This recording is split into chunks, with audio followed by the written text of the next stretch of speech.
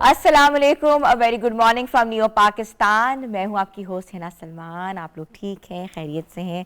अल्लाह ताला हमेशा आपको खैरियत से रखे। प्रोग्राम का बाकायदा आगाज़ करते हैं। सबसे पहले हम बात करेंगे क्रिकेट के हवाले से, क्योंकि क्रिकेट के हवाले से ही दो बड़ी ज़बरदस्त खबरें जो है वो सामने आई हैं। एक तो पहले बहुत बहुत मुबारकबाद देती हूँ मैं पाकिस्तान टीम को, जिन्होंने क्लीन स्वीप किया ऑस्ट्रेलिया को, और 7 साल बाद जो है ये जो फतह है ये पाकिस्तान क्रिकेट टीम के जो है नसीब में आई है। और पाकिस्तान क्रिकेट टीम ने T20 3 सीरीज़ मैचेस में जो है कहते ना कि ऑस्ट्रेलिया को क्लीन स्वीप कर दिया है। और दूसरी अहम खबर जो है, आपने देखा कि पिछले दिनों बहुत ज़्यादा गर्दिश में आ रही थी कि क्या पाकिस्तान वर्ल्ड कप T20 में शिरकत करेगा नहीं करेगा। पाकिस्तान कोलंबो जाएगा, न्यूट्रल वेन्यू में मैचेस खेलेगा, और सबसे अहम चीज़ थी कि पाकिस्तान भारत के साथ अपना मैच खेलेगा, क्योंकि शायकीन क्रिकेट की तमाम नज़रें जो थी उस मैच पर लगी हुई थी, और बहुत से और भी मुहरकात शामिल थे। आपको पता है, जो पाकिस्तान और भारत का मैच होता है तो इसमें ना सिर्फ ये सोल्ड आउट होता है, बल्कि इंटरटेनमेंट के साथ साथ होता है, बहुत मॉनिटरी फैक्टर्स होते हैं, बड़े बड़े स्पॉन्सर्स दिए जाते हैं।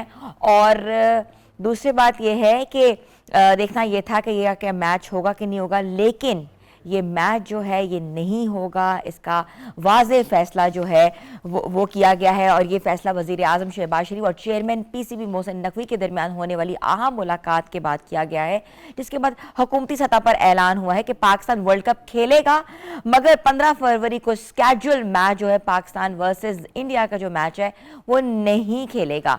और हुकूमती ज़राए ने इस बारे में ये भी फैसला किया कि ICC की जानिब से जो बांग्लादेश को जो है वर्ल्ड कप T20 से आउट किया गया था, और ये कहा गया था कि उनको जो प्रॉब्लम्स थी about the security and other things जिसको एड्रेस नहीं किया गया, तो पाकिस्तान ने इस चीज़ का साथ दिया है, मगर पाकिस्तान ने जो बहुत इंपॉर्टेंट मैच था वो नहीं खेलने का फैसला किया।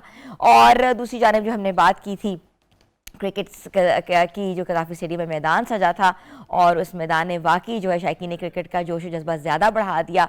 फुल हाउस देखने में आया, और पाकिस्तान का स्कोर जो है वो भी ज़बरदस्त रहा है। स्कोर कार्ड पर भी बात करेंगे, परफॉर्मेंस पर भी बात करेंगे, की प्लेयर्स पर भी बात करेंगे, और आगे आने वाली सीरीज़ पर भी बात करेंगे। और हमें ज्वाइन किया है स्पोर्ट्स एनालिस्ट हाफिज इमरान ने। अस्सलाम वालेकुम। वालेकुम अस्सलाम, बहुत शुक्रिया है ना आपका। कैसे हैं हाफिज? ठीक है, खुश खाश लग रहे हैं, चेहरे पे मुस्कुराहट है, और आपकी मुस्कुराहट से लगता है आज हम बात ज़रा थोड़ा पॉजिटिव वे में करेंगे, ऐसा ही है? बिल्कुल करेंगे जी। पॉजिटिविटी और नेगेटिविटी का हर बंदे का अपना अपना अंदाज है, लेकिन जो होगी वो बेहतरी होगी इंशाल्लाह। इंशाल्लाह। क्या देख रहे हैं आपको मैच? पहले तो बताइए, क्लीन स्वीप के हवाले से बात करेंगे, पाकिस्तान की कारकर्दगी, और ऑस्ट्रेलियन क्रिकेट के मेन टीम को उन्होंने T20 टीम को उन्होंने क्लीन स्वीप कर दिया। बहुत बड़ी बढ़तरी है पाकिस्तान के लिए। बिल्कुल जी, इसमें कोई शक नहीं है कि पाकिस्तान के मुख्तलिफ खिलाड़ियों ने मुख्तलिफ मैचेस में अच्छे खेल का मुजाहरा किया। साइम अयूब ने सबसे नुमाया रहे, आप उनको देखें कि बैटिंग में भी, और उसके साथ साथ शादाब खान ने आखिरी मैच में अच्छा खेला। सलमान अली आगा ने एक मैच में टोन सेट किया, उसको फिनिश किया उस्मान खान ने अच्छे तरीके से बैटिंग के शोबे में। तो पाकिस्तान के लिए खुशाइंद है कि साइम ने रन किए, सलमान ने रन किए, शादाब ने रन किए, उस्मान खान ने रन किए, बाबर आजम ने रन किए। तो मुख्तलिफ बल्लेबाजों ने पाकिस्तान के रन स्कोर किए हैं ऑन बोर्ड। और इसी तरीके से चूंकि स्पिन फ्रेंडली कंडीशंस थी, तो पाकिस्तान के स्पिनर्स, जो कि पाकिस्तान की स्ट्रेंथ है इस T20 क्रिकेट में, तो उन्होंने भी परफॉर्म किया तीनों मैचेस में। कल नवाज ने 5 विकेट ली हैं, जब से उनका कमबैक हुआ है स्पेशली, तो वो अच्छे खेल का मुजाहरा कर रहे हैं, बैटिंग में भी और बॉलिंग में भी। तो क्रेडिट है पाकिस्तान टीम को कि उन्होंने ऑस्ट्रेलिया को 3-0 से हराया और अच्छी क्रिकेट खेली है पाकिस्तान ने। और इससे बढ़ के क्रेडिट क्राउड को है, जिन्होंने तीनों मैचों में भरपूर तरीके से अपनी शिरकत को यकीनी बनाया। और कदावी स्टेडियम को के स्क्रीन पर आपको हाउसफुल भी लिखा हुआ नजर आया। तो ये हर लिहाज से पाकिस्तान के लिए खुशाइंद है। बिफोर द वर्ल्ड कप आप के टॉप प्लेयर्स अच्छा खेल रहे हैं, और आपकी टीम अपनी स्ट्रेंथ पर खेलते हुए दिखाई दे रही है। तो खुशाइंद है पाकिस्तान के लिए कि पाकिस्तान ने अच्छा, ऑस्ट्रेलिया को अब हराया। हाफिज, बिल्कुल यही स्ट्रेंथ पहले भी थी और यही स्ट्रेंथ अब है। क्या चेंजेस आपने फील किए हैं? हमने बहुत सी चेंजेस के ऊपर हर प्रोग्राम में बात की है, मगर मोहम्मद नवाज की 5 विकेटें, शादाब, बाबर, साइम की बैटिंग, यही बैट्समैन पहले भी थे। क्या कॉन्फिडेंस गेन किया है इन्होंने, या प्रैक्टिस बहुत अच्छी हुई है, मैनेजमेंट स्किल्स अच्छी हुई हैं, मेंटल हेल्थ कर्व हुई है? क्या पॉजिटिविटी देख रहे हैं? देखिए, एक तो स्पिन फ्रेंडली कंडीशंस थी, पॉजिटिविटी तो ऐसे स्पिन फ्रेंडली कंडीशंस थी, लक फेवर किया, टॉस जीत के तीनों मैचेस में। और यही है कि आपने अपने स्पेशलिस्ट को खिलाया है उन्होंने, और ऑस्ट्रेलिया उतना ज्यादा अच्छा नहीं खेलता अगेंस्ट स्पिन बॉलिंग, तो पाकिस्तान को ये फायदा हुआ है कि जो आपके पास स्पिन रिसोर्स था उसकी यूटिलाइजेशन बेहतर हुई है, लक फेवर की है, और आप पहले बैटिंग करते हुए रन ऑन बोर्ड किए हैं और ऑस्ट्रेलिया को दबाव में लाए हैं, और बाद में आपके स्पिनर्स ने काम दिखाया आखिरी मैच में। तो शाहीन ने भी कल देखे कि अच्छी गेंदबाजी अच्छी की और गेंदबाजी उन्होंने भी की है, विकेट ली बिल्कुल। हैं। तो पाकिस्तान के लिए कंडीशंस पाकिस्तान की अपनी थी, उसका उन्होंने फायदा उठाया भरपूर तरीके से, यही है। और बाकी आपकी जो चेंजेस हैं, क्रिकेट तो आप वैसे ही खेलें जैसे पाकिस्तान पहले खेलता रहा, एक मैच में एक खेल रहा है, अगले मैच में कोई और खेल रहा है, उससे अगले मैच में कोई और खेल रहा है, एक मैच में एक बैटिंग ऑर्डर है, उससे अगले मैच में कोई और बैटिंग ऑर्डर है। तो क्रिकेट पाकिस्तान जैसे पहले खेल रहा था वैसे ही खेल रहा है। फ्रेंडली कंडीशंस थी स्पिन बॉलिंग के लिए, और लक फेवर किया प्लेयर्स ने, अच्छे जो उनको मौका मिला बैटिंग में उन्होंने उस पर परफॉर्म कर दिया, बस यही है। अच्छा हाफिज, 207 रन का स्कोर और 111 रन की फतह, तो क्या पाकिस्तान वाकई T20 तारीख की अगर बात करें तो ये बेहतरीन परफॉर्मेंस में से एक परफॉर्मेंस है? अच्छी परफॉर्मेंस है, आप तीनों मैचेस जीते हैं ऑस्ट्रेलिया के अगेंस्ट। ऑस्ट्रेलिया मतलब लोग ये भी कह सकते हैं ना कि ये उनकी बेहतरीन खिलाड़ियों पर मुश्तमिल नहीं थी, लेकिन उनका बैकअप भी अच्छा होता है हमेशा से। जब अच्छा खेलते हैं तो अच्छी बात ही उनके बारे में आप कर सकते हैं, जो खामियां हैं वो अपनी जगह पर मौजूद हैं। लेकिन पाकिस्तान ने ऑस्ट्रेलिया के खिलाफ जो क्रिकेट खेली है इसमें तो कोई दूसरी राय नहीं है कि उन्होंने देखे ना, शादाब ने रन्स कर दिए, उस्मान ने रन्स किए, सलमान ने रन्स किए, नवाज ने आउट किए, साइम ने आउट किए, साइम ने रन्स किए, बाबर ने रन्स किए। तो ये कुल मिला के उस्मान तारिक ने आउट कर दिए, शाहीन ने आउट शाहीन कर ने। दिए। तो आपका हर खिलाड़ी इन तीनों मैचेस में तो खेलते हुए नजर आया ना बेहतर तरीके से।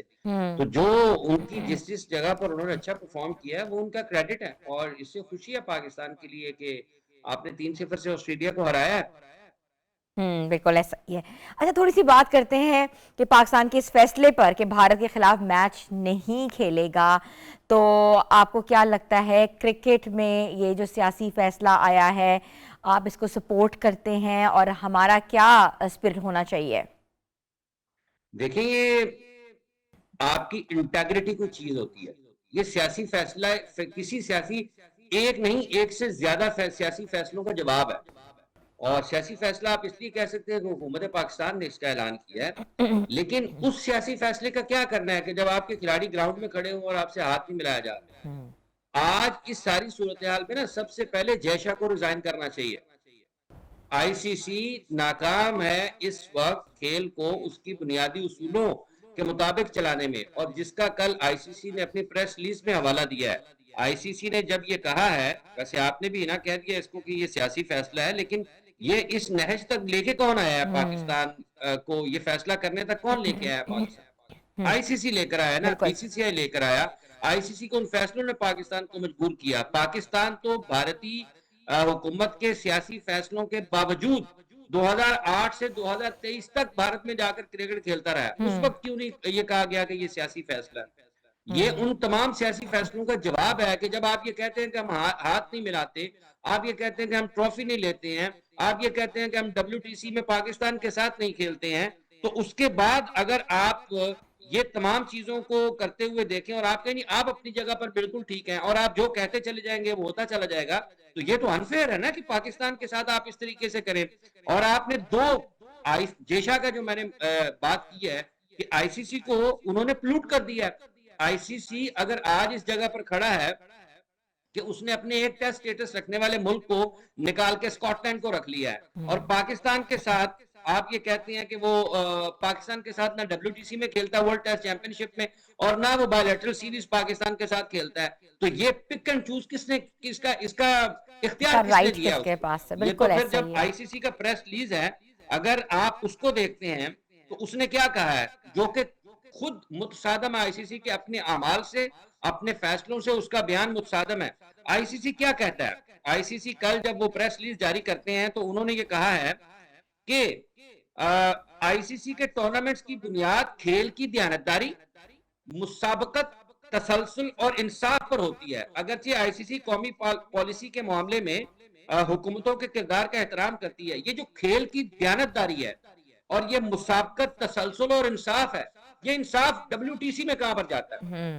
ये मुसाबकत सब सारी दुनिया आपस में खेल रही है, इंडिया ऑस्ट्रेलिया खेलता है, ऑस्ट्रेलिया न्यूजीलैंड खेलता है, इंडिया साउथ अफ्रीका खेलता है, साउथ अफ्रीका न्यूजीलैंड खेलता है, ऑस्ट्रेलिया और इंग्लैंड खेलते हैं, तो पाकिस्तान और इंडिया नहीं खेलता। तसलसल कहां पर है, इंसाफ कहां पर है? तो आईसीसी की अपनी प्रेस रिलीज इस मामले में, उसके खिलाफ चार्जशीट है। क्या पाकिस्तान और इंडिया के माबैन जब वर्ल्ड टेस्ट चैंपियनशिप के फाइनल मैचेस खेले जाने हैं, वो आईसीसी की अम्ब्रेला में नहीं है, वो भी आईसीसी की अम्ब्रेला में। अच्छा, मुझे जब एक बात पाकिस्तान में पूछना मैं चैंपियंस चाह ट्रॉफी रही हूँ खेल, हाफिज, एक आप मिनट मैडम, एक मिनट ठहरे। जब ये चैंपियंस ट्रॉफी 2025 की पाकिस्तान में हो रही थी, वो आईसीसी के अम्ब्रेला में नहीं थी। क्यों भारतीय मीडिया ने 2024 के वर्ल्ड कप के फाइनल के बिल्कुल खत्म होने के बाद ये रागल आपना शुरू कर दिया कि हम भारत नहीं जा रहे हैं? क्या वो सियासी फैसला नहीं था? वो क्या फैसला था? वो भी सियासी फैसला था।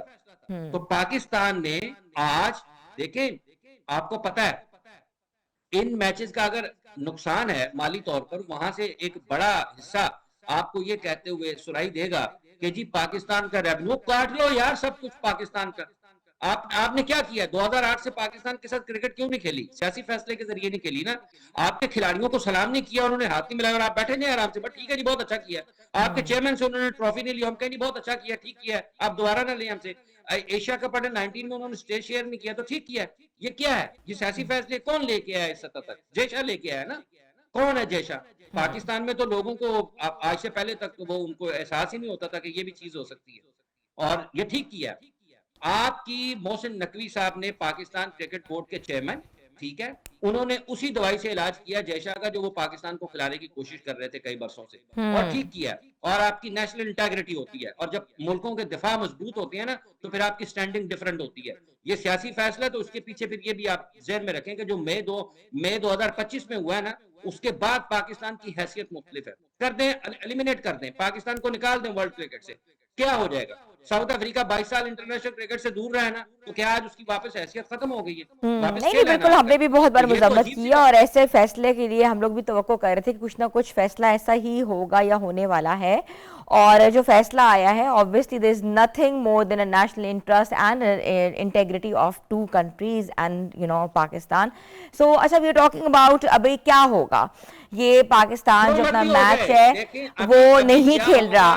कौन सा, अब कोई आईसीसी की तरफ से कोई फाइन या कोई पॉइंट्स टेबल पे जो कोई मर्जी कर मसाइल देना। क्या होंगे? देखें देखें, जब आप फैसला करते हैं तो सोच समझ के करते हैं, ठीक है?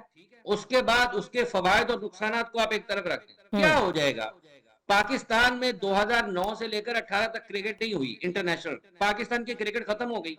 2007-8 के बाद से पाकिस्तान आज तक इंडिया के साथ बायलैटरल क्रिकेट नहीं खेला। कई बरसों तक Australia, England, south Africa, Pakistan travel नहीं किए। क्या हुआ? खत्म हो जाएगा। कर दें यार खत्म। अगर निकाल सकते हैं पाकिस्तान को ना वर्ल्ड क्रिकेट से, निकाल दें, क्या हो जाएगा? मोहतरमा, ये 26 करोड़ लोगों का मुल्क है। अगर इसमें एंटरटेनमेंट नहीं होगी तो दुनिया को तकलीफ रहेगी, ये जहन में रखें। अगर इस मुल्क का नौजवान एंटरटेनमेंट से महरूम रहेगा, तो ये जो दुनिया में एंटरटेनमेंट हो रही है ना, ये भी इतनी आसानी से नहीं होगी। इसके बहुत सारे पहलू हैं, इसके मुआशी पहलू भी हैं, इसके दिफाई पहलू भी हैं, इसके तफरीही पहलू भी हैं, इसके सियासी पहलू भी हैं। ये इतना आसान नहीं है कि 25 करोड़ लोगों का मुल्क, जो कि एटमी ताकत है, जो वर्ल्ड क्रिकेट का हुक्मरान रहा है, जिस वर्ल्ड चैंपियन है, आप उसको निकाल दें और आप समझें कि उससे वो तफरी के मौके छीन के आप आराम में और सुकून में रहेंगे। ये नहीं रहेंगे। ये इतना आसान नहीं है। ये लोगों को पता है कि इसका मतलब क्या है जो मैं कह रहा हूँ, कि 25 करोड़ मुल्क के नौजवानों को तफरी से महरूम करना, उन्होंने फिर जाना कहाँ पे है? कहाँ जाना है उन्हें? क्या होगा फिर?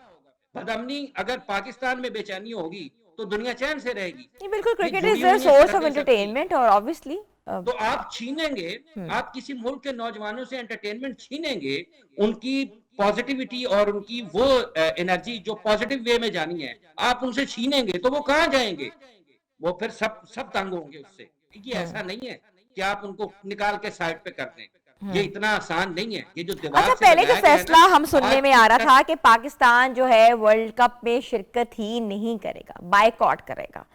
फिर हाँ, ये फैसला आया कि पाकिस्तान जो है मैच नहीं खेलेगा भारत के साथ, और इन केस अगर कहीं टाकरा होता है तब क्या होगा वो सेमीफाइनल टाकरे में? को छोड़े जी।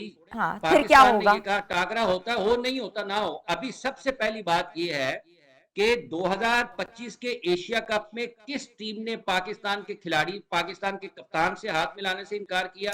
वो बात किस वो टीम बात ने हाफिज, वो पाकिस्तान को? बात हम कर चुके हैं, वो बात हो चुकी हुई है। I am talking about the coming tournament, ठीक है? बिल्कुल ऐसे ही। और पाकिस्तान ने अपना मौकफ बयान किया है, पाकिस्तान ने बताया है कि we are not gonna play. That's I think वो स्टेटमेंट जो है वो सबको यही वाज़ेह हो चुकी हुई है कि पाकिस्तान ने अपना जो मौकफ है वो दे दिया है। What next? मुझे ये बताएं कि वर्ल्ड कप T20 जो होने वाला है उसमें आप क्या देख रहे हैं? स्केड्यूल चेंजेस देख रहे हैं, या इन केस अगर आमने सामने आते हैं तब भी क्या बाइकआउट होगा? तो ये पूरा फॉर्मेट क्या होगा? मैं पूछना चाह रही हूँ आपसे। नहीं नहीं, मतलब अगर पाकिस्तान ने इंडिया का बायकॉट कर दिया है तो इंडिया मैच फोरफीट हो जाएगा ना। 2 पॉइंट पाकिस्तान को नहीं मिलेंगे, इंडिया को मिल जाएंगे। इंडिया अपने टूर्नामेंट का आगाज पाकिस्तान 2 मनफी पॉइंट से शुरू करेगा, इंडिया 2 पॉजिटिव पॉइंट से शुरू करेगा। ठीक है, वो फोरफीट हो जाएगा पाकिस्तान, और पाकिस्तान का नेट रन रेट खराब होगा। पाकिस्तान बाकी 3 मैचेस जीतकर सुपर 8 में क्वालिफाई करता है, अगले मरहले में जाता है या नहीं जाता है, इसका फैसला पाकिस्तान की कारकर्दगी से होगा। और अगर पाकिस्तान अच्छा नहीं खेलेगा, पाकिस्तान बाहर हो जाएगा।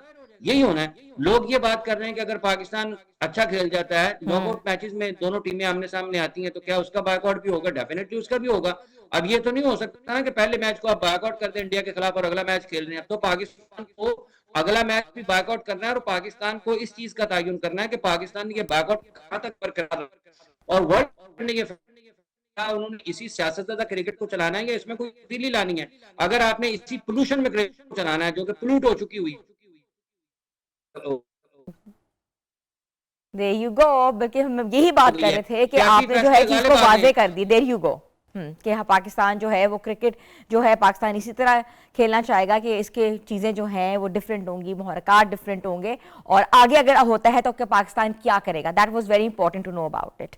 तो इस देखना ये है कि जो T20 क्रिकेट है, जो वर्ल्ड कप आ रहा है, ये वर्ल्ड कप पाकिस्तान ने अब ये फैसला करना है ना हिना, कि पाकिस्तान कब तक इस बायकॉट को बरकरार बिल्कुल रखता है। अब बिल्कुल। ये फैसला पाकिस्तान ने करना है कि कब तक बरकरार रखता है, और दुनिया क्रिकेट के बड़े ममालिक ने इस चीज के बारे में सोचना है कि वो इस सियासतज़दा माहौल को कब तक बर्दाश्त कर सकते हैं। ये कब तक, जो मैंने जेशा की बात की है उसकी वजह क्या है? सवाल तो ये है कि उसकी वजह ये है कि इस माहौल में अगर आप बांग्लादेश का कोई चेयरमैन लाएंगे, अगर पाकिस्तान का कोई चेयरमैन लाएंगे, श्रीलंका का कोई चेयरमैन लाएंगे, और इंडिया का तो इस वक्त बैठा हुआ है, इन चारों ममालिक के सियासी और सफारती ताल्लुकात खराब है, बॉर्डर्स लगे हुए हैं एक दूसरे के साथ। तो इस वक्त जो आईसीसी की सरबराही है तो वो किसी ऐसे गैर जानिबदार शख्स के और मुल्क के पास जानी चाहिए जो इन तमाम ममालिक के फैसलों में बिल्कुल इक्वालिटी के ऊपर फैसला करे, गैर जानिबदार होकर फैसला करे, तासुब से बालातर होकर फैसला करे, और खेल को उसकी स्पिरिट में वापस लेके आए, उस स्पिरिट में जिसका आईसीसी ने अपनी प्रेस रिलीज में जिक्र किया है कि ये इंसाफ और मुसाबकत, तसलसल और बराबरी की बुनियाद पर चलती है। तो जब तक आप उसको उस मुसाबकत, तसलसल, बराबरी और इंसाफ की बुनियाद पर लेकर नहीं वापस आएंगे, अदल नहीं करेंगे, उस वक्त तक ये मामला चलते रहेंगे। और आप खेल जो कि आपको इत्तेहाद का दर्ज देते हैं उसके जरिए नफरत फैलती रहेगी। ये नफरत फैल रही है ना, तो जिसने नफरत फैलाई है आप उसको अलाउ करेंगे कि वो जारी रखे उस नफरत को फैलाने में, तो आपको रास्ता रोकना पड़ता है। पाकिस्तान का स्टैंड जो कल से मीडिया उसको रिपोर्ट कर रहा है पाकिस्तान में कि ये जो नाइंसाफी है उसके खिलाफ है। तो अगर दुनिया ने ये इसी नाइंसाफी के माहौल में जीना है तो जीते रहे भाई। पाकिस्तान को क्या है, पाकिस्तान तो पहले भी बरसों से इस मुश्किल हालात में हम जिंदगी गुजार रहे हैं। एक पूरी की पूरी जनरेशन जो है वो उसने अपने मैदानों में अपने खिलाड़ियों को खेलते हुए देखा नहीं है। करियर पाकिस्तान के खिलाड़ियों के बैरून मुल्क शुरू हुए, बैरून मुल्क खत्म हो गए। इससे ज्यादा तकलीफ दुनिया में किसी ने बर्दाश्त की है? किसी क्रिकेट खेलने वाले मुल्क ने ये गुजरे 25-30 वर्षों में? तो ये कोई अनहोनी, ये कोई मामूली बात तो नहीं है ना, ये गैर मामूली बात है। और उसके बाद आप आ जाए कि पाकिस्तान को दीवार से लगा दें, हम पाकिस्तान के साथ खेलेंगे नहीं, तो खड़े हो जाए ना इंग्लैंड, ऑस्ट्रेलिया और पाकिस्तान ने न्यूजीलैंड पहले वाले। भी मैंने बहुत सबसे कॉर्नर पहले ये बात की चीजें देखी हैं, बिल्कुल और ऐसे लोगों ही को है। लगता था कि ये बहुत क्या किस दुनिया की बातें कर रहे हैं। आज हो रही है ना बातें, आज वही बातें हो रही हैं। हुकूमत पाकिस्तान का भी वही मौकफ जो कि मीडिया ने रिपोर्ट किया है। सो ये जब तक आप इसकी ट्रू स्पिरिट में पाकिस्तान भारत के सियासी सफारती ताल्लुकात को, भारत अफगानिस्तान के, पाकिस्तान अफगानिस्तान के सियासी और सफारती ताल्लुकात को, पाकिस्तान बांग्लादेश के, बांग्लादेश और भारत के, पाकिस्तान भारत श्रीलंका अफगानिस्तान, इन तमाम ममालिक के सियासी सफारती ताल्लुकात को नहीं समझेंगे और इसके जरिए जो अच्छा, क्रिकेट ये में आपने बड़ी चीजें अच्छी होती बात हैं की है उनको नहीं हाफिज। ये समझेंगे, पूरा आपके लिए आपने मुश्किल हो पूरा जाएगा। बताया है मशरक़ वस्ता में या पाकिस्तान के इर्द गिर्द नेबरिंग कंट्रीज के जो हालात हैं उससे क्रिकेट अफेक्ट हो रही है। आपने बताया कि एक तरफ हमारा बॉर्डर बिल्कुल अफगानिस्तान ऐसा से है, है और एक ये तरफ सारे हमारा करते बॉर्डर हैं। भारत से लग रहा है, और क्रिकेट हाँ, जो है तीन मुल्क जो है आपस में क्रिकेट खेलने को तैयार ही नहीं है, और जो जो सियासी मुहरकात है वो सामने आ रहे हैं। तो फिर ये आपको लग रहा है कि क्रिकेट इन जगहों से जो है वो खत्म हो जाएगी, या आगे 3-4 मुल्क रह जाएंगे जिससे 1-to-1 बेसिस पे क्रिकेट खेली जाएगी, ट्राई सीरीज खत्म हो चार जाएगी, वर्ल्ड मुल्कों कप की खत्म हो क्या जाएगा? क्या 4 मुल्कों की ना क्या क्रिकेट रह जाएगी? ये जो एक एक ख्याल है कि इन चारों मुल्कों के अलावा आप किसी न्यूट्रल मुल्क के तरफ जो इन तमाम ममालिक के माबैन इंसाफ की बुनियाद पर और बराबरी की बुनियाद पर फैसला करे, उसको बनाएं आईसीसी का चेयरमैन, ताकि ये चीजें खत्म हो। अगर आप नहीं करेंगे इसका नुकसान होगा, अगर आप नहीं करेंगे, और ये इतनी आसान चीज भी नहीं है कि आप कहें जी पाकिस्तान को साइड पे कर दें। 25 करोड़ लोगों जो नौजवान है पाकिस्तान की आबादी का बड़ा हिस्सा, उसके बारे में किसने सोचना है? आप करके देखें, आप करके देखें, आपको अंदाजा हो जाएगा। ये जो लगी हुई है ना सारी चीजें कि हम वो एक सेक्शन उधर से उठता है, पैसे का नुकसान हो जाएगा। और भाई इस मुल्क ने 80,000 90,000 से ज्यादा लोगों की जानें, पाकिस्तानियों ने अपनी जानें दी हैं इस मुल्क में अमन की बहाली के लिए। तो जान से ज्यादा पैसा नहीं होता। जो लोग जान दे सकते हैं अपने मुल्क के लिए वो पैसा भी दे नहीं, सकते बिल्कुल हैं। इंटेग्रिटी क्या कम्स हो जाएगा यार, फर्स्ट। बंद कर हाफिज, देंगे ना, थैंक ज्यादा यू से ज्यादा सो इंटरेस्ट मच फॉर मिलेगा। Talking to us. It was a very heart heated conversation with Hafiz Imran, और बिल्कुल बात यही है कि क्रिकेट जो डिप्लोमेसी है, वेल डिप्लोमेसी के जरिए मुल्कों को जो है आपस में करीब लाया जाता था, मगर अब सियासत है और जहां मुल्क की सालमियत की बात आती है वहां क्रिकेट या एंटरटेनमेंट जो है थोड़ी पीछे चली जाती है। और पाकिस्तान का जो मौकफ है कि पाकिस्तान जो है भारत के साथ नहीं खेलेगा मैच, वो बिल्कुल ठीक है, क्योंकि यही किया था उन्होंने हमारे साथ जब चैंपियंस ट्रॉफी की बात हुई थी। हाथ मिलाने से इनकार कर दिया था, एक जगह बैठने से इनकार कर दिया था, और भी बहुत से मसाइल पेश आए थे। तो स्पिरिट ऑफ क्रिकेट को रखने के लिए अलाइव जो है इस तरह के फैसले होंगे, और अगर लोग चाहते हैं कि वो क्रिकेट को एंजॉय करें तो फिर जो है देखना यह है कि आपस की जो डिप्लोमेसी है वो कितनी बेहतर हो सकती है। छोटी सी ब्रेक पे जा रहे हैं, आप लोग हमारे साथ रहें।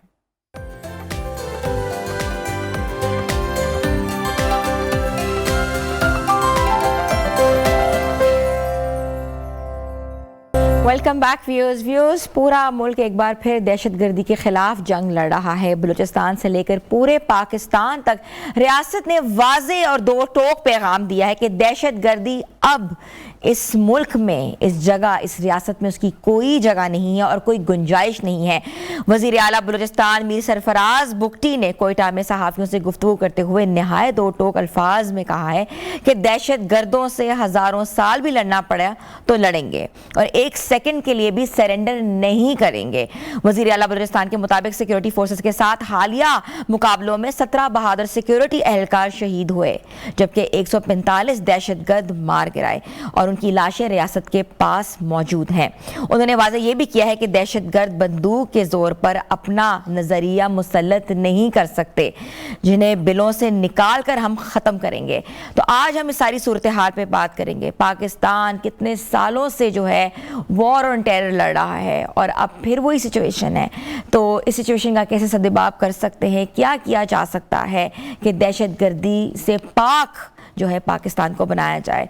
और हमारे साथ मौजूद है दिफाई तज्जियाकार मोहम्मद अब्दुल्ला गुल साहब, जिनको मैं वेलकम करती हूँ। अस्सलाम वालेकुम। जी वालेकुम अस्सलाम।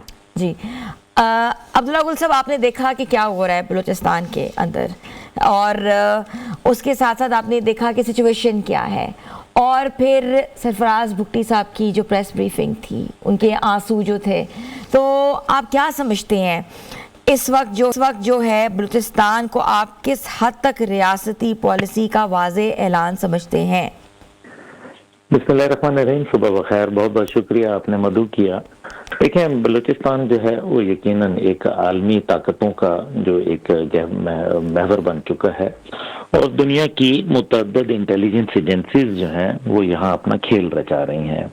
ये खेल कोई आज का नहीं है, ये काफ़ी अर्से पहले की बात है, जब 2006 के अंदर अमेरिकन एक दिफाई जरीदा अमेरिकन डिफेंस जर्नल के अंदर कर्नल रैल्फ पीटर ने एक ब्लड बॉर्डर के नाम का नक्शा बनाया था उसके अंदर उसने जहाँ पूरी दुनिया बिलखसूस मशरक़ वस्ता के अंदर कई रियासतें और कई जो है इलाके जो है कायम किए, वहीं उसने एक आज़ाद बलूचिस्तान का कॉन्सेप्ट भी दिया जिसमें ईरान का हिस्सा और कुछ अफगानिस्तान का हिस्सा जो है वो शामिल करके एक अलहदा रियासत बनाएगी। उसके बाद से ये एक काम शुरू हो गया और दहशत गर्दों के अंदर जो है वो इजाफा होना शुरू हो गया। उनकी फंडिंग जो है वो मुख्तलिफ ममालिक बिलखसूस जो है भारत जो है वो करने लग गया। और फिर हमने ये देखा कि किस तरीके से अब भारत के अंदर खुलेआम एक तो रेडियो चैनल बलोच जबान के अंदर शुरू हो गया। पूरे भारत में एक आदमी नहीं है बलोची बोलने वाला, लेकिन रेडियो चैनल वो खोल के बैठे हुए हैं। दूसरी जानिब जो है वो हेरबियार मरी वगैरह हैं, जिनको हम देखते हैं कि किस तरीके से उन्होंने जो है वो दहशत गर्दों का साथ दिया। अल्लाह नजर है डॉक्टर, इसी तरीके से जो बशीर ज़ेब है दहशत गर्द, ये तमाम के तमाम लोग जो है ये गैर ममालिक में रहते हैं और बहुत लोगों को इनके ठिकानों का इल्म भी है।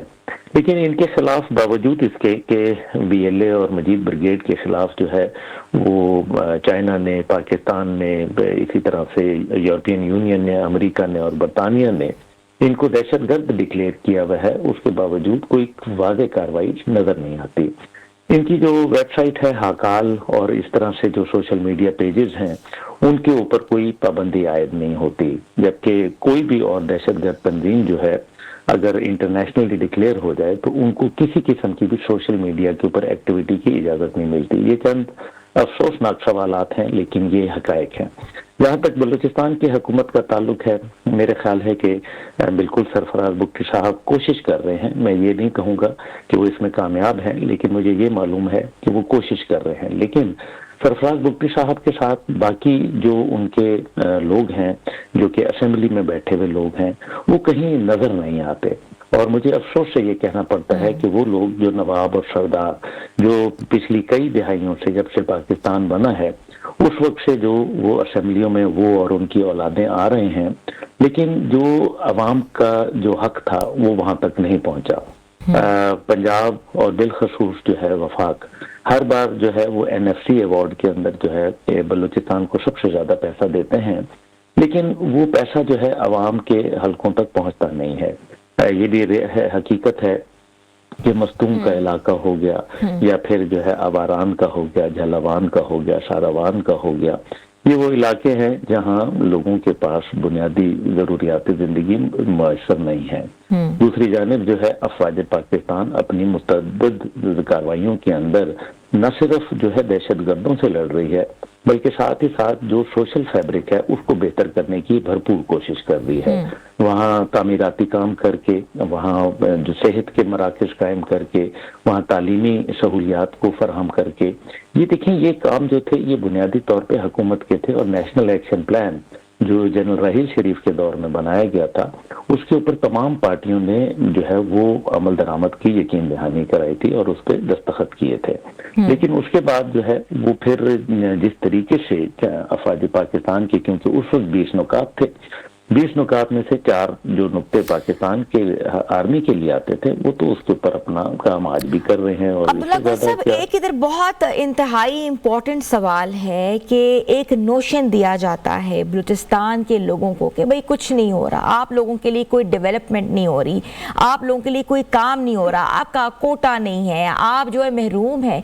इस नोशन को हम कैसे ख़त्म करें? क्या हम सबका एक हमारी एक जिम्मेदारी है कि हमारा जो एक प्रोविंस है जिसे हम बहुत प्यार करते हैं, बलोच लोग बहुत अच्छे लोग होते हैं, मिलनसार लोग होते हैं, उनको ये कैसे नोशन पहुंचाया जाए, ये ज़बान ज़िदआम किया जाए कि आप लोग भी उतने इम्पोर्टेंट हैं जिस तरह पूरा पाकिस्तान बाकी है। देखिए बलूच जो लोग हैं वो जानते हैं कि अल्हम्दुलिल्लाह वो पाकिस्तानी लोग उनको प्यार करते हैं। उनको मुख्तलिफ यूनिवर्सिटीज़ के अंदर कोटे भी दिए गए हैं, जॉब्स के कोटे भी दिए गए हैं। ISSB ने भी अपना स्टैंडर्ड कम करके जो है वो इंटर सर्विसेज सिलेक्शन बोर्ड जो होता है आर्मी का उसके अंदर बहुत सारे बलोच अफसरान और जो सिपाही हैं उनको भर्ती किया गया है।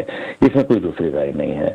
और मैं ये समझता हूँ कि हमें देखना चाहिए मुख्तलिफ जगह के ऊपर जो हमारे ब्यूरोक्रेसी है उसमें भी बलोच लोग बैठे हुए हैं। जो हमारे इस टाइम पे हायरार्की है पॉलिटिकल, उसके अंदर भी बलोच आपको नजर आते हैं। इसी तरीके से जो आप देख लीजिए कि आपको पाकिस्तान अफवाज के अंदर जो है, पुलिस के अंदर जो है, वो बलोचों की एक बड़ी तादाद आपको मिलती है। अब ये देखें, ये एक है प्रोपेगेंडा और एक है reality. Perceptions are always stronger than reality. अब दूसरी जानिब जो है वो हुकूमत पाकिस्तान तो अपने जो भी पैसा है वो दे देती है, लेकिन अगर माजी की हुकूमतों में जो है वो कोई करप्शन और दीगर चीजें थी शामिल, तो उसका खमियाजा जो है वो पाकिस्तान की शक्ल में क्यों भुगता जाता है। मैं आपको इससे मिसाल दे सकता हूँ कि अमेरिका की रियासत जो इस टाइम पे 48 रियासतों के अंदर लोग सरापा एहतजाज हैं, लेकिन क्या वहाँ किसी ने जो है वो दहशतगर्दी का सहारा लिया? क्या किसी ने वहाँ कौमी परचम को नजर आतिश किया? क्या किसी ने वहाँ सिविलियन लोगों को निशाना बनाया? क्या किसी ने जो है वो लोगों के शनाख्ती कार्ड देख देख के उनको जो है वो गोलियां मारी? तो ऐसा कुछ नहीं हुआ। देखिए, ये लोग जो हैं ये ना बलोच हैं, ना जो दहशतगर्द की बात कर रहा हूँ, ये BLA हो गया, BLR हो गया, BLF हो गया, BYC हो गया, ये इनका कोई बलोच कौमियत से कोई ताल्लुक नहीं है, ना किसी रंग से ताल्लुक है, ना मजहब से, ना किसी कौमियत से। उसकी सबसे बड़ी वजह यह है कि आप देखें, बलोच कौम जो है वो चादर चार दीवारी की पाबंद होती है। नेक लोग होते हैं, अच्छे लोग होते हैं, बहादुर लोग होते हैं, गैरतमंद होते हैं, लेकिन क्या कभी वो औरतों को सामने लेके आते हैं? तो ये जो अगर इनके हालात ऐसे ही आ गए हैं कि अब ये औरतों को सामने लेके आ रहे हैं और औरतों के हाथों में हथियार डाल दिए हैं, तो लगता है इनके मर्द जो है वो इनके कम पड़ गए हैं, जिसकी वजह से अब औरतों का सहारा लिया जा रहा है, चाहे वो पॉलिटिकल सतह के ऊपर हो, चाहे वो अस्करी सतह के ऊपर हो। ये दहशतगर्द हैं। दहशतगर्दों का किसी से कोई ना कौमियत से ताल्लुक है। दूसरी जानिब जो है, यकीनन मेरे ख्याल में बलूचिस्तान में डेवलपमेंट के बहुत सारे मंसूबे जो है वो शुरू किए गए हैं मौजूदा सूबाई हुकूमत की जानिब से। सरफराज भुट्टो साहब कोशिश कर रहे हैं। बिल्कुल ऐसा ही है। बिल्कुल, आपका बहुत बहुत शुक्रिया दिफाई तज्जियाकार मोहम्मद अब्दुल्ला गुल साहब। हम कॉन्वर्सेशन थे और बिल्कुल बात सही है कि वजीर दिफा के मुताबिक भी दहशतगर्द तंजीमें जो हैं खवातीन और बच्चों को बतौर हथियार इस्तेमाल कर रही हैं और हालिया हमलों में भी 2 मकामात पर खवातीन को दहशतगर्दी के लिए इस्तेमाल किया गया है, जो कि वाकई काबिल मुज़म्मत है।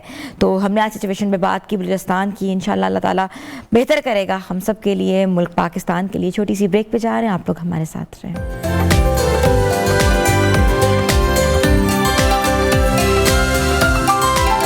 Welcome back viewers. आज हमारे साथ हमारे जो मेहमान ख़ास हैं, जिन्होंने अपनी ज़िंदगी को जनूबी एशियाई फ़नून की दस्तावेज़ निगारी और उनकी शनाख्त को जो है वो रोशन मुतारिफ करवाया है, और जिन्होंने 2 दहाइयों पाकिस्तान फ़नून लतीफ़ा के अजीम फ़नकारों पर तहकीक की है, चाहे वो बड़े शोहरत याफ्ता शख्सियत हों, चाहे चुगताई हों या मास्टर आर्ट मसलिन लबनी आगाज़ हों। उन्होंने अपनी सिर्फ अमरीका के मारूफ इदारों में तालीम नहीं दी, बल्कि पाकिस्तान के national college of arts Lahore में भी पढ़ाया है और हर तरह के शोबे से वो वाबस्ता रखती हैं। उन्होंने ना सिर्फ जो है मिनिएचर आर्ट के ऊपर काम किया है, AR चुगताई के ऊपर काम किया है, उनकी बहुत सी जो इस वक्त किताबें हैं वो पब्लिश हो रही हैं और पाकिस्तानी कल्चर, पाकिस्तानी आर्ट के फ़रोग़ के लिए पेश हैं।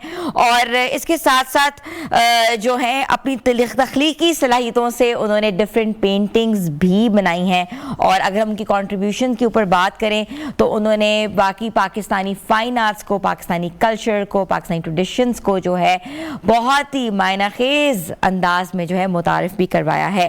तो मैं वेलकम करती हूँ doctor Marcela Carl Sirhindi. I welcome you in Pakistan. Thank you. How are you? I'm very well. How are you? I'm so happy to be here. I love your outfit. Your outfit is a true depiction of Pakistani culture and tradition. Where do you get this from? I bought it in Karachi a few years ago, but I think it's really Baluchi style. Yeah, it's beautiful style. It's so soft. It's a beautiful style. Okay, Dr. Marcela, your contribution in art, in history, in paintings, in book writing, especially coming to this region and contributing in loads of arts. So how are you feeling about it? What do you feel about it? It's been my life mission since the very first time I came to Pakistan, which was many years ago in 1972. I first came to Pakistan for 9 months. Okay. And to refer to my Chugtai experience, that's what brought me into Pakistan art and culture.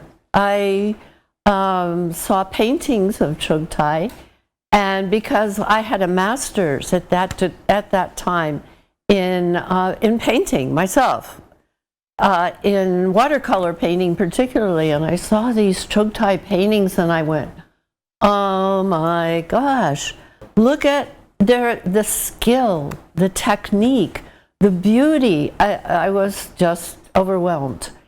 And then I found more books on Chugtai, and I thought, there's more to this than just beauty. There's more to this than just skill. There's a message. There's something going on. So it created in me the desire to want to know more, to know what Chugtai was painting about. And then I went back. May I continue? Sure. We are listening you. So after 9 months, I went back to my country and I said, I'm going to learn more, especially about Chugtai. So I entered a doctoral program at Ohio State University, one of the best at that time, many years ago. And I did my research and my studies. And when it came time, I finished to do a dissertation. Of course, it was on Chugtai. Yeah. So I got a Fulbright scholarship. I came back to Pakistan.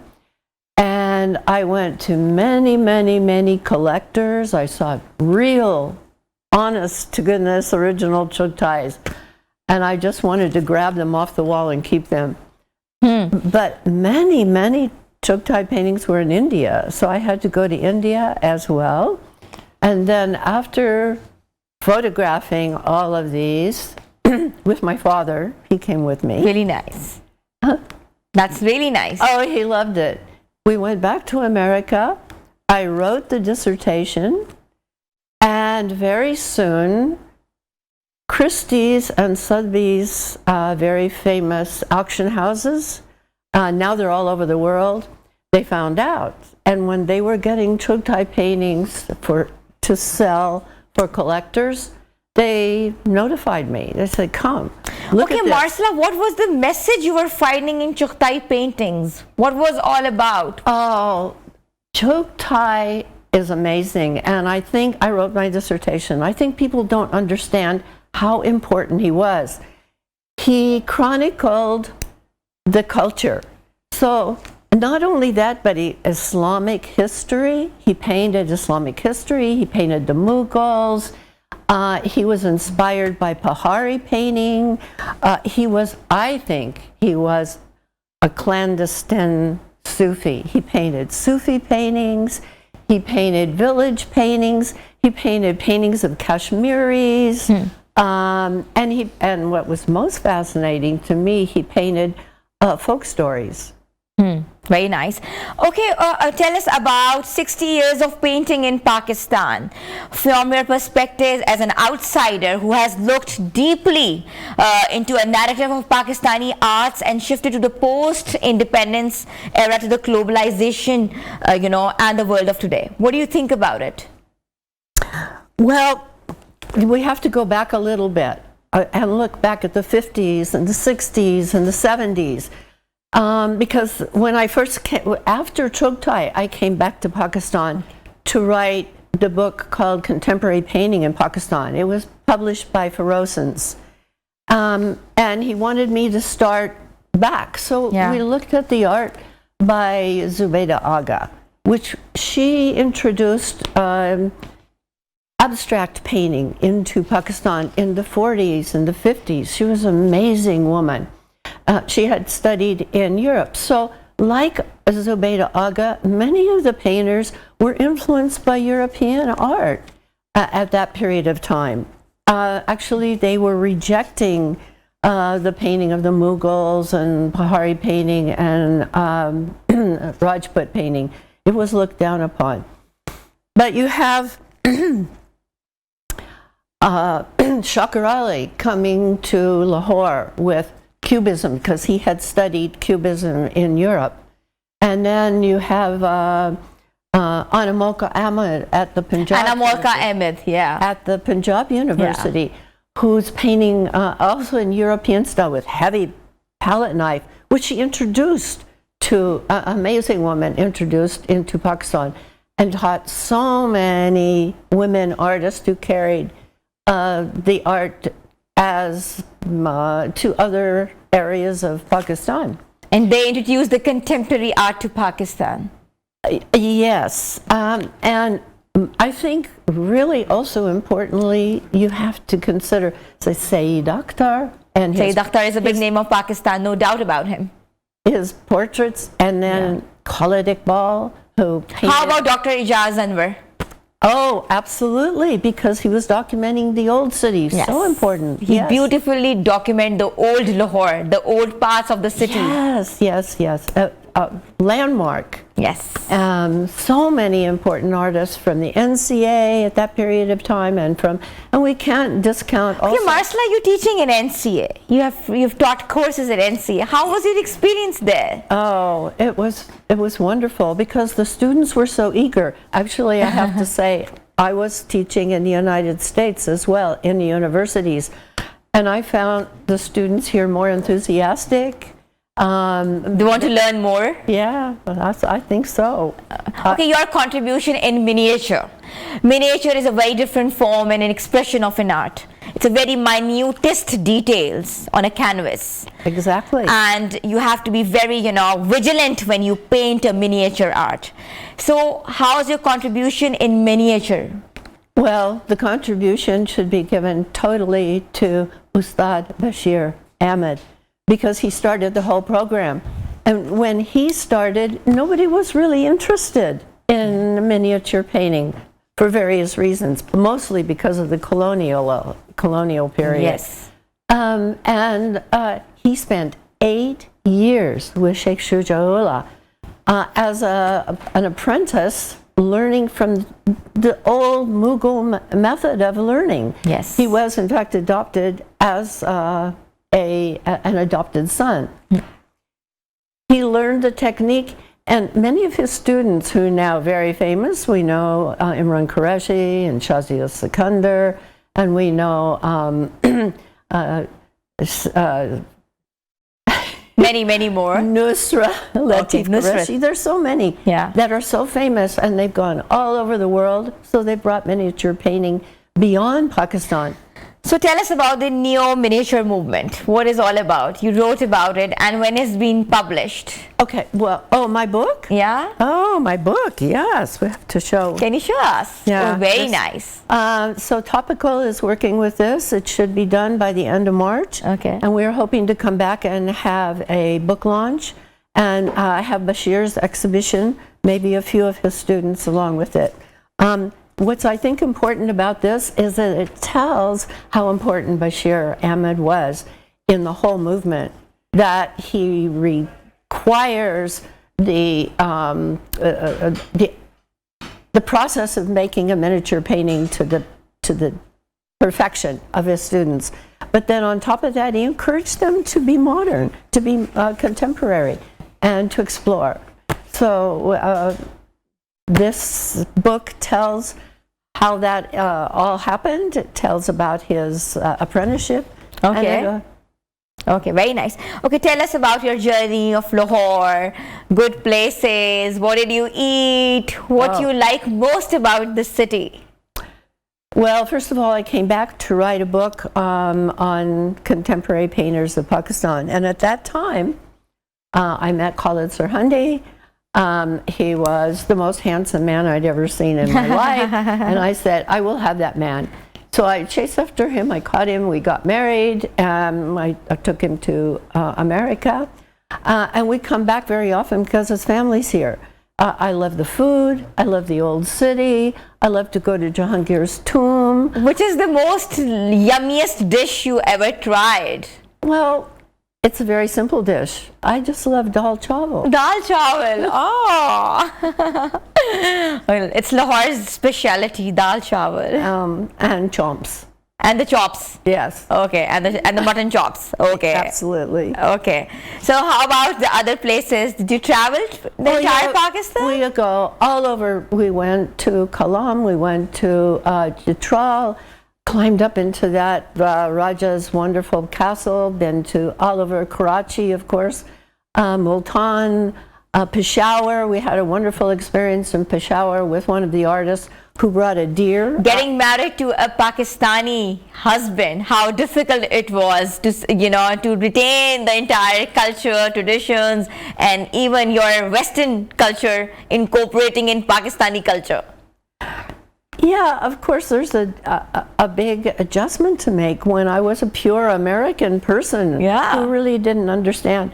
So there are many adjustments, but I'm very thankful to Khalid Sarhandi because when I'm writing, he reads everything that I write and he says, no, this part isn't right, you don't understand. So he's been more helpful. It hasn't been difficult. It's been lovely. Lovely journey. Yeah. Thank and you his so much. family is so warm. Really? They're very warm, welcoming? Very welcome. Alhamdulillah. It was pleasure meeting to you, Marcella, and I hope that your book launches would be like, maybe I can come back and you should come back, and we're looking forward for your book launch, and we're looking forward because it's a great contribution in Pakistani art and the modern art as well, and the way you've been educating the students of Pakistan and bringing the both cultures together. It's a great achievement. Thank you so much. तो हमारे साथ मौजूद थी marsala car Sirhindi. आपने देखा Pakistani artist नहीं है, बाहर से पढ़ी मगर पाकिस्तान आके काम कर रही हैं, शादी की उन्होंने, पाकिस्तानी कल्चर को अपनाया है, ना सिर्फ अपनाया है बल्कि उसी कल्चर में रह के जो है बुक्स लिख रही हैं, पाकिस्तानी आर्टिस्ट के हवाले से, उनकी कंट्रीब्यूशन के हवाले से डिफरेंट आर्ट्स के ऊपर वो काम कर रही हैं. छोटी सी ब्रेक पर आ रहे हैं, आप लोग हमारे साथ रहें.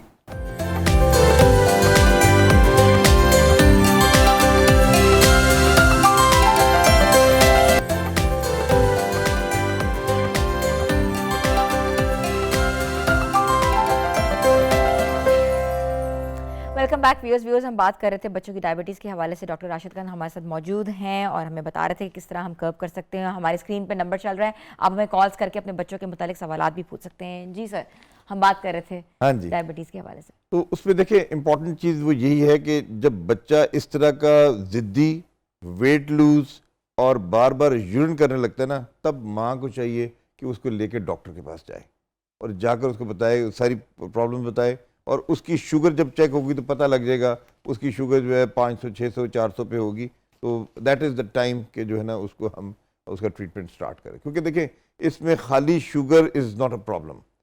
बच्चों में जो सबसे बड़ा मसला आता है वो आता है DKA. DKA? Yes, diabetic ketoacidosis. ठीक है. ये लाइफ थ्रेटनिंग कंडीशन होती है ना.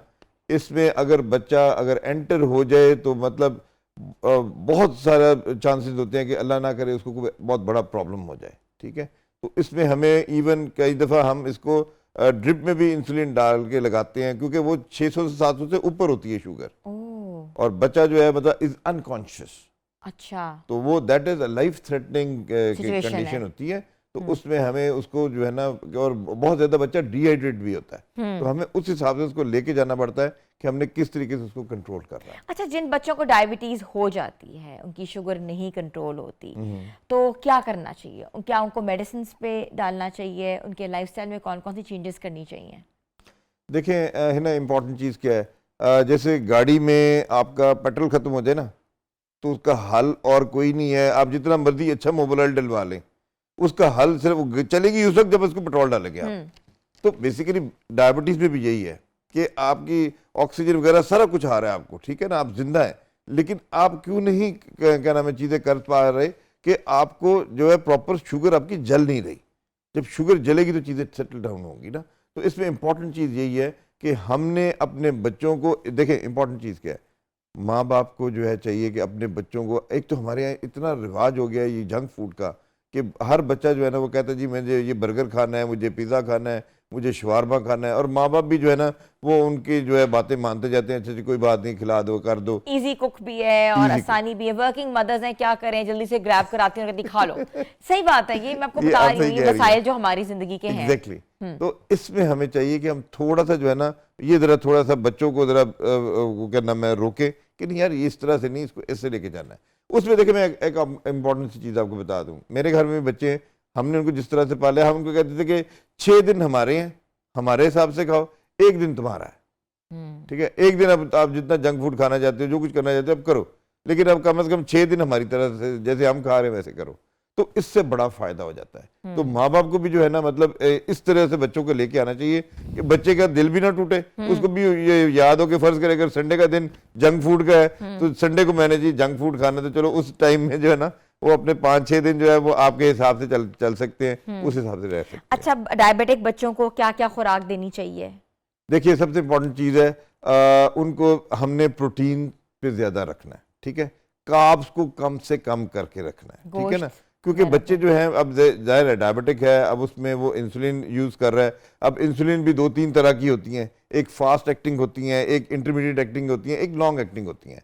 तो मैं जो अपने बच्चे जो होते हैं उनको मैं कोशिश ये करता हूँ कि उनको मैं, क्योंकि स्कूल गोइंग बच्चे हैं, उनको मैं फास्ट एक्टिंग पे ज़्यादा डालता हूँ कि दिन में, इसको हम मल्टी डोज रिजीम भी कहते हैं। बच्चा जो है सुबह जब उठेगा तब उसको डोज लगेगी, फिर दोपहर के वक्त लगेगी, फिर शाम में लगेगी, हो सकता है रात को भी लगे। तो रात को मैं फिर प्रेफर करता हूँ तो कि हम उसको लॉन्ग एक्टिंग दें। लॉन्ग एक्टिंग का मतलब ये होता है कि कम से कम जो है वो 12 घंटे उसके सही तरीके से गुजरते हैं। तो ग्लार्जिन आती है, क्या नाम है, इंसुलिन, वो हम फिर उसको रात के टाइम देते हैं। दिन के टाइम हम उसको रैपिड इंसुलिन देते हैं ताकि जो है ज़ाहिर है बच्चे ने हर चीज़ खानी है, सब कुछ करना है, तो उसको हम फिर उस हिसाब से लेके चल सकते हैं। और जो बच्चा प्री डायबिटिक होता है, डायबिटीज के करीब होता है, जी। और उसको ये नहीं समझ आ रही थी कि वो डायबिटिक है या प्री डायबिटिक है, उसकी निशानियां क्या हैं और उसको कैसे कर्व करना है? देखिए उसमें जो है ना, जो सबसे इंपॉर्टेंट चीज़ है ना, जो बच्चा प्री डायबिटिक होता है, अब उसमें प्रॉब्लम मैं आपको एक चीज़ बताऊं, जैसे हम बड़ों में कहते हैं ना, बेसिकली ये प्री डायबिटीज़ चलती है बड़ों में, ठीक है, जो क्या नाम है टाइप 2 डायबिटिक होते हैं ना, उनमें ये प्रॉब्लम आती है कि प्री डायबिटीज़ होता है और इस तरह की चीज़ें होती हैं। बच्चे जो होते हैं ना, बच्चे या तो वो एडल्ट ऑनसेट वाले क्या नाम है डायबिटिक होते हैं, उनमें ये वो बच्चे होते हैं कि जिनको बेसिकली साथ में हमें कोई टैबलेट वगैरह भी देनी पड़ती है, ठीक है, तो ये उस तरह के मिक्स एंड मैच किस्म का जो है ना डायबिटीज होती है। उन बच्चों में जो सबसे इंपॉर्टेंट चीज़ है, हमें उनकी जो है ना कार्ब्स को प्रॉपरली कंट्रोल करना पड़ता है कि उनकी जो जैसे चावल है, जैसे मैदा है, जैसे नान है, आटा मतलब हमारे लोग इस तरह से खाते हैं नान कि जैसे मतलब ये आखिरी दफा खा रहे हैं तो इसमें हमें उनको जो है ना जरा थोड़ा सा इससे जरा बचाना है कि यार ये इस तरह की चीजें ना करो। और खास तौर पे एक और मैं आपको बताऊं, ये जो डबल रोटियां बनाने वाली कंपनियां है ना, ये भी ये क्या करती हैं, इन्होंने मिल्क की डबल रोटी बनाई हुई है, फिर इन्होंने क्या नाम है वो व्हाइट डबल रोटी बनाई हुई है। अब ये सारे का सारा मैदा है। इवन आप ये देख रहे हैं हमारे यहाँ बड़ा रिवाज है, क्या नाम है ये समोसे खाने का, कि जी चलो समोसे खा लेते हैं, या वो क्या नाम है कोई इस तरह की चीजें ले लेते हैं। अब वो सारे का सारा मैदे का बना हुआ होता है, अब वो बेसिकली स्पाइक देता है आपको। तो हमें ऐसी चीजों से जरा अवॉइड करना है। अभी देखें आगे, अभी हम क्या नाम है शाबान में, अगला महीना रमजान का है, अब आप स्पाइक करेगी अब आप देखिएगा कि गली गली में जो है क्या नाम है समोसे बन रहे होंगे और पकौड़े बन रहे, और लोग ऐसे टूट के पड़ते हैं कि जैसे जो है ना यहाँ मुफ्त मिल रहा है। तो ये हमें जो है ना इससे जरा इज्तनाब करना है, सादा रख। देखिए हमारे नबी पाक सल्लल्लाहु अलैहि वसल्लम ने आज से 1400 साल पहले हमें क्या सिखाया, उन्होंने सिखाया कि यार मैदे के 3 हिस्से रखो, एक खाने का, एक पानी का, एक हवा का, ठीक है, और भूख जब रहती हो तो हाथ खींच लो। देखिए कितनी जबरदस्त, मतलब मेरे तो आइडियल है मेरे नबी पाक सल्लल्लाहु अलैहि वसल्लम कि उन्होंने हमें जो चीजें सिखाई। और एक और चीज जो है ना उन्होंने सिखा के गए हमें, कि जिसको आजकल आप इंटरमिटेंट फास्टिंग भी कहते हैं, आप से फरमाया करते थे कि यार पीर और जुमेरात का रोजा रखो।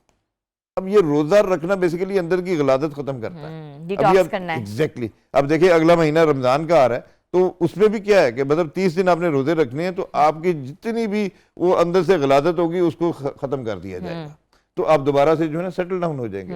अब ये चीज बड़ी इंपॉर्टेंट है कि हमने इसको कैसे लेके कैसे चलना है। अच्छा, स्ट्रेस का कितना बड़ा फैक्टर होता है बच्चों के अंदर? अगर स्ट्रेस आ जाए, एंजाइटी आ जाए, एग्जैक्टली और आपको पता है ये जो चीजें हैं ये हर दूसरा बच्चा फेस कर रहा है आजकल। एग्जैक्टली उनको स्ट्रेस और एंजाइटी हो रही है, हालांकि वो कोई बर्डन्स नहीं उठा रहे। स्ट्रेस क्या है? स्कूल का स्ट्रेस है, दोस्तों ने बुलिंग कर दी तो वो स्ट्रेस हो गया, या छोटे छोटे फैक्टर्स हैं। उसको हम कैसे जो है इनकॉर्पोरेट कर सकते हैं? क्या वो भी शुगर का बाइस बनता है? बड़ा ज़बरदस्त सवाल किया आपने। देखिए, मैं आपको बड़ी इंपॉर्टेंट चीज़ बताऊं, आपने शायद कभी कोई मूवी देखी होगी जिसका नाम था एड्रेनलाइज्ड, ठीक है ना? तो बेसिकली जब भी स्ट्रेस आता है ना, तो आपका जो एड्रेनलिन अंदर से हमारा हार्मोन होता है ना, ये बेसिकली ये उस वक्त दिखता है जब आपने डॉक्टर किसी साहब, से एक कॉलर हमारे साथ मौजूद है, अच्छा। पहले हम उनसे बात करें। जी, अस्सलाम वालेकुम। वालेकुम सलाम जी। जी, खालिदाद साहब, क्या पूछना चाहेंगे?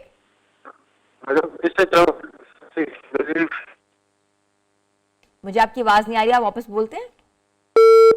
लाइन ड्रॉप होगी, जैसी कॉल आते हैं हम बात करते हैं। तो जी, खालिद साहब वापस दोबारा फोन करेगा और डॉक्टर साहब फिर आपके मसले सुनते हैं। जी डॉक्टर साहब। तो उसमें जो है ना, जो सबसे इम्पोर्टेंट चीज़ है वो ये है कि जब क्या नाम है रमज़ान में आपकी सारी गलाजत साफ़ हो जाती है ना, अब दोबारा से फिर हर चीज़ आपकी नॉर्मलाइज हो जाती है, तो आप अपने आप को दोबारा से उसको लेके चल सकते हैं।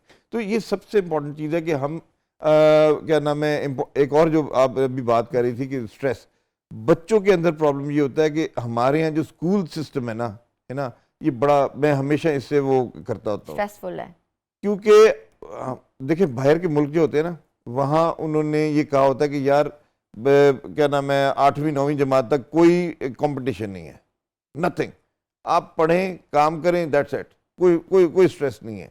हमारे यहाँ क्या स्ट्रेस है, हमारा पहली जमात का बच्चा जो है वो मतलब वो रट्टे लगा रहा है और देख रहा है कि वो टीचर ने पूछना है। डॉक्टर साहब, एक कॉलर हमारे साथ मौजूद हैं। जी, अस्सलाम वालेकुम। वालेकुम जी। रियाज साहब टोबा टेक सिंह से, क्या पूछना चाहेंगे? सर वो बाएं बाजू में दर्द हो रहा है जी, शुगर है। बाएं बाजू में दर्द हो रहा है, शुगर है। कब से शुगर है आपको? शुगर है जी 10 साल से। 10 साल से। डॉक्टर साहब पूछे, आपने सवाल क्या पूछा? जी, तो रियाज साहब आप क्या इस्तेमाल करते हैं अपनी शुगर को कंट्रोल करने के लिए? इंसुलिन लगाता है जी, इंसुलिन लगाता हूँ। कौन सी वाली इंसुलिन लगा रहे हैं आप? ये आती है जी 1150 की। नहीं, ये आर है, ये 70-30 है? हाँ जी। 70-30 लगा रहे हैं या आर इंसुलिन लगा रहे हैं? हाँ नहीं जी, 36 सुबह लगा रहा हूँ, शाम को लगा रहा हूँ। अच्छा जी, तो शुगर आपकी कैसी रहती है, मुझे ये बताइए। शुगर है जी, हमारा सुबह दर्द जा हुआ दाएं बाजू में, खब्बे बाजू में। हाँ देखिए रियाज, मैं आपको एक चीज़ बताऊं, जो डायबिटिक्स होते हैं ना, इनमें काफ़ी बड़ा प्रॉब्लम ये होता है कि जिसको हम कहते हैं फ्रोजन शोल्डर। तो ये फ्रोजन शोल्डर जो है, ये क्या नाम है, हमेशा हमारे बिल्कुल एज पे खड़ा होता है। हमारी ज़रा सी शुगर ऊपर नीचे और प्रॉपरली अगर कंट्रोल ना हो रही हो तो ये प्रॉब्लम जो है ना, ये बढ़ना शुरू हो जाता है, दर्द शुरू हो जाती है, और बहुत दर्द होती है। तो इसके लिए मैं आपको ये रिक्वेस्ट करूंगा कि आप जो है अपने क्या नाम है इलाके में देखें कोई प्रॉपर, कोई एक तो अच्छा डायबिटोलॉजिस्ट हो, उसको ज़रा दिखाएं ताकि वो आपकी शुगर को ज़रा प्रॉपरली ज़रा सेटल डाउन करे, एक चीज़। और दूसरा, आपने जो है ना अच्छे फिजियोथेरेपिस्ट से जो है ना अपनी क्या नाम है ये एक्सरसाइज करवाएं, और उनके पास बड़ा अच्छा हल होता है इसका। वो इंशाल्लाह आहिस्ता आहिस्ता आपकी जो है ना इस क्या नाम है फ्रोजन शोल्डर को डीफ्रीज करेंगे। या मालिश भी कर सकते हैं। मालिश भी कर सकते हैं, जैतून की मालिश कर सकते हैं आप, मतलब घर पे अगर आप है तो जैतून की मालिश आप करवा सकते हैं, और मूवमेंट उसको दें ताकि आपका जो है ना शोल्डर वो ज़रा मूवमेंट में आएगा तो चीज़ें ठीक होंगी आपकी। अच्छा डॉक्टर साहब, ये भी बताइएगा कि आपका ये डायबिटीज़ है, आप डायबिटिक हैं, इंसुलिन पे हैं, मेडिसिन पे हैं, आपके कौन कौन से ऑर्गन्स अफेक्ट होते हैं अगर शुगर स्पाइक कर जाए तो? है ना, बड़ा ज़बरदस्त सवाल है। देखिए, मैं आपको एक चीज़ बताऊँ, 3 ऑर्गन्स हमारे स्टेक पे होते हैं जब भी डायबिटीज़ होती है हमें। सबसे पहला कौन सा है? सबसे पहले आपका किडनीज। देखिए, 2 ही आपके पास फिल्टर हैं जो किडनीज हैं। जब जब शुगर बढ़ेगी तब तब वो प्रॉब्लम में आएंगे, एक चीज़। नंबर 2, और इसी में हमारे पास पेशेंट अक्सर आते हैं CKD के, क्रॉनिक किडनी डिजीज़ के। उनकी जो है यूरिया बढ़ रही होती है, उनका क्रेटिनिन बढ़ रहा होता है, और वो बेसिकली उनकी कोई ये इस वजह से होता है कि आपकी शुगर कंट्रोल नहीं रहती, एक चीज़। नंबर 2, जो सबसे ज़्यादा इफेक्ट आता है वो आपकी आंखों पे आता है। मरीज़ जो है ना, वो बेचारे क्या नाम है, वो सही तरह से देख नहीं पाते, क्योंकि जब जब शुगर बढ़ेगी आपके जो लेंस हैं उनके अंदर जो है ना, वो क्या नाम है, उसके अंदर भी चर्बी इकट्ठी करनी शुरू हो जाएगी। और सब एक कॉलर हमारे साथ मौजूद है। जी, अस्सलाम वालेकुम। हाँ मैडम, मेरी पहले कॉल कट गई थी। मैं डॉक्टर साहब से मशवरा करना चाहता हूँ। खालिक दाद बोल रहा हूँ सरगोदा जी से। खालिक दाद साहब पूछें। जी, मेरे फैमिली में शुगर मेरे दादा परदादा से आ रही है। इससे बच्चों को बचाने के लिए क्या हाल है? जेनेटिकली बच्चों को शुगर इससे आ रही बचाने है। के लिए। डार भाई, मैं आपको एक चीज़ बताऊं, जो सबसे इम्पोर्टेंट चीज़ है जो ख़ास तौर पे फैमिली में रन करती है डायबिटीज़, इसमें जो सबसे इम्पोर्टेंट चीज़ है, देखिए मैंने अभी जो चीज़ बताई है वो ये बताया है कि हम बग़ैर किसी पैसे के अपनी चीज़ों को कंट्रोल कर सकते हैं। ये हमारे नबी पाक सल्लल्लाहु अलैहि वसल्लम ने आज से 1400 साल पहले बताया था। नंबर एक, आप मैदे के 3 हिस्से रखें, एक खाने का, एक पानी का, एक हवा का, और जब भूख रहती हो तो हाथ खींच लें। ये आजकल जिसको पोर्शन कंट्रोल कहते हैं ना, ये बेसिकली उधर से डिराइव हुआ है एक चीज। नंबर 2 जो है क्या नाम है, बच्चे जो हैं उनको जरा कोशिश करें कि वो जो जरा थोड़ा सा देसी खाने की तरफ रखें। ये मैदे वाले पिज्जे, ये बर्गर, ये शवारमे, ये जितने हैं डॉक्टर साहब, ये सारे के सारे मैदे के बने हुए होते हैं और ये बेसिकली शुगर को स्पाइक करते हैं। तो अगर आप इनसे बचा कर रखेंगे बच्चों को, तो बच्चों, और एक और चीज़ है जिसको हम कहते हैं क्या नाम है, जो है ना, ये बॉटल्स जो होती हैं, ये 7 अप, पेप्सी, जितनी भी होती हैं, ये डब्बे वाले जूस हो जाएंगे जितने भी आपके, ये ओपन कार्ब्स कहलाते हैं। तो ये ओपन कार्ब से आप बच्चों को बचाएं। ये जितना आप बचाएंगे आपके बच्चे जो है ना, उससे क्या नाम है, जल्दी इस प्रॉब्लम में नहीं आएंगे। बिल्कुल, आपने एडवाइस दे दी। खालिक डॉक्टर साहब हमारे साथ है सरगोदा से। तो डॉक्टर साहब, ऑर्गन्स के बारे में बात कर रहे थे। हाँ। कौन कौन से ऑर्गन्स अफेक्ट होते हैं? आंखें आपने कहा था अफेक्ट होती हैं। आंखें ये बहुत ज्यादा, और आप देख लें कि किसी भी हॉस्पिटल में चले जाएं जहां उनको लेजर लग रही होती है, वहां आपको 99% पेशेंट जो है ना ये डायबिटिक मिलेंगे।